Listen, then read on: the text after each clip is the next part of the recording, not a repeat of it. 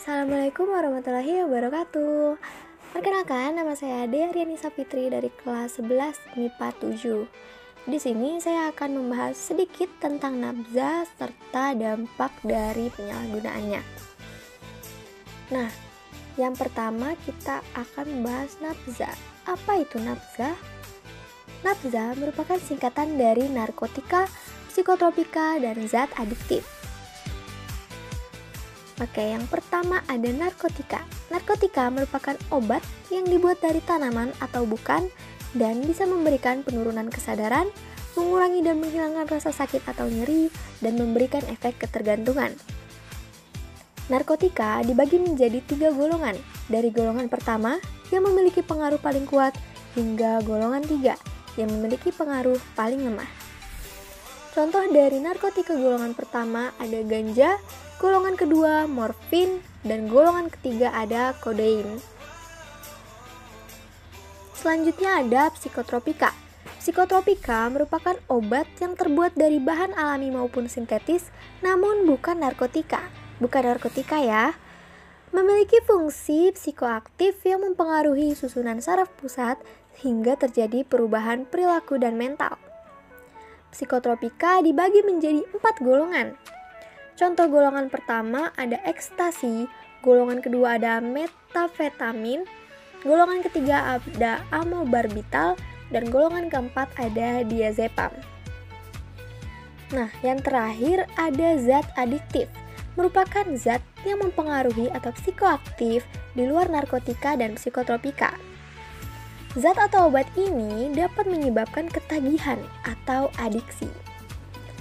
Penggunaan zat psikoaktif secara ilegal akan menyebabkan masalah serius karena dapat mempengaruhi otak dan perilaku pemakainya.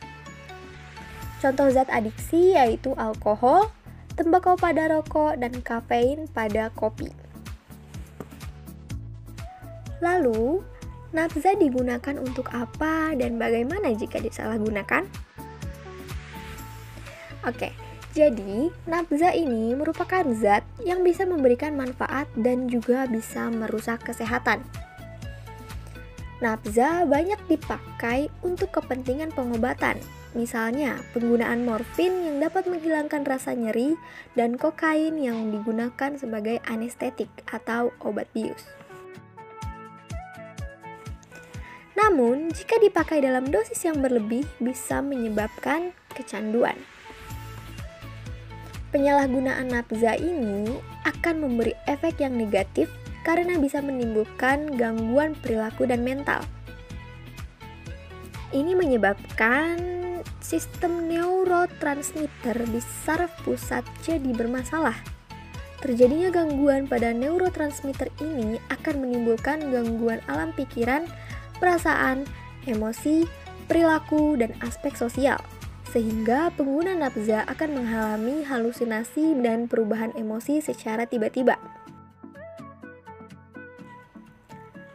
Dampak dari penyalahgunaan nafza diantaranya ada dehidrasi, kehilangan kesadaran, sering berhalusinasi, menjauhkan diri dari pergaulan, kerusakan sistem saraf, kerusakan paru-paru, sakit jantung, penyakit hati, efek buruk pada otak, risiko penyakit menular, dan masalah hormonal.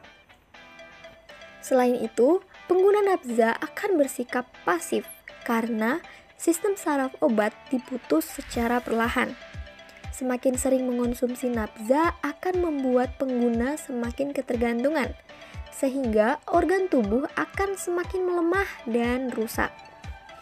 Apabila sudah melebihi takaran penggunaan normal, pengguna nafza akan mengalami overdosis yang mengakibatkan kematian. Kehilangan nyawa akibat nafza adalah kematian yang sangat sia-sia. Selanjutnya ada pencegahan penyalahgunaan nafza. Yang pertama ada program promotif. Program promotif ini kerap disebut juga sebagai program pembinaan. Pada program ini, yang menjadi sasaran pembinaannya adalah para anggota masyarakat yang belum memakai atau bahkan belum mengenal nafza sama sekali. Prinsip yang dijalani oleh program ini adalah dengan meningkatkan peranan dan kegiatan masyarakat agar kelompok ini menjadi lebih sejahtera secara nyata, sehingga mereka sama sekali tidak akan pernah berpikir untuk memperoleh kebahagiaan dengan cara menggunakan nafza. Bentuk program yang ditawarkan antara lain pelatihan, dialog interaktif dan lainnya pada kelompok belajar, kelompok olahraga, seni budaya, atau kelompok usaha. Pelaku program yang sebenarnya paling tepat adalah lembaga-lembaga masyarakat yang difasilitasi dan diawasi oleh pemerintah. Yang kedua ada preventif.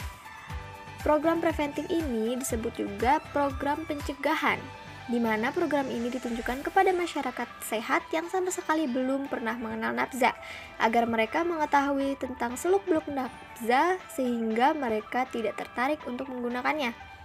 Program ini selain dilakukan oleh pemerintah juga sangat efektif bila dibantu oleh sebuah instansi dan institusi lain termasuk lembaga-lembaga profesional terkait, lembaga swadaya masyarakat, perkumpulan, organisasi masyarakat, dan lainnya. Bentuk dan agenda kegiatan dalam program preventif ini antara lain ada kampanye anti penyalahgunaan nafza, penyuluhan seluk-beluk nafza, pendidikan dan pelatihan kelompok sebaya, upaya mengawasi dan mengendalikan produksi dan upaya distribusi nafza di masyarakat. Yang ketiga ada kuratif. Program ini dikenal dengan program pengobatan, di mana program ini ditujukan kepada para pemakai nafza. Tujuan dari program ini adalah membantu mengobati ketergantungan dan menyembuhkan penyakit sebagai akibat dari pemakaian nafza, sekaligus menghentikan pemakaian nafza. Kunci keberhasilan pengobatan ini adalah kerjasama yang baik antar dokter, pasien, dan keluarganya.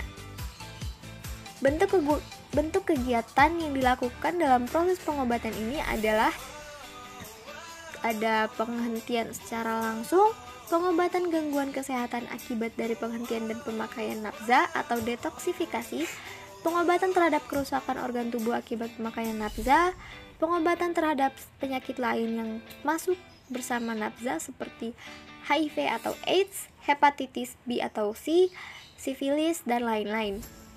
Yang keempat ada rehabilitatif. Program ini disebut juga sebagai upaya pemulihan kesehatan jiwa dan raga yang ditunjukkan kepada penderita nafza yang telah lama menjalani program kuratif. Tujuannya agar ia tidak memakai dan bisa bebas dari penyakit yang ikut menggerogotinya karena bekas pemakaian nafza. Yang keenam ada represif. Ini merupakan program yang ditunjukkan untuk menindak para produsen, bandar, pengedar, dan pemakai nafza secara hukum. Program ini merupakan instansi pemerintah yang berkewajiban mengawasi dan mengendalikan produksi apapun distribusi nafza. Selain itu juga berupa penindakan terhadap pemakai yang melanggar undang-undang tentang nafza. Instansi yang terkait dengan program ini antara lain polisi, Departemen Kesehatan, Balai Pengawasan Obat dan Makanan atau BPOM, imigrasi, bea cukai, kejaksaan, dan pengadilan. Maka dari itu, bahaya narkoba harus benar-benar dihindari oleh siapapun. Tidak hanya merugikan diri sendiri, namun juga merugikan orang lain yang ada di sekitar pengguna. Efek jangka pendek dan jangka panjangnya membuat orang lain sangat dirugikan. Say no to drugs and see you later. Terima kasih.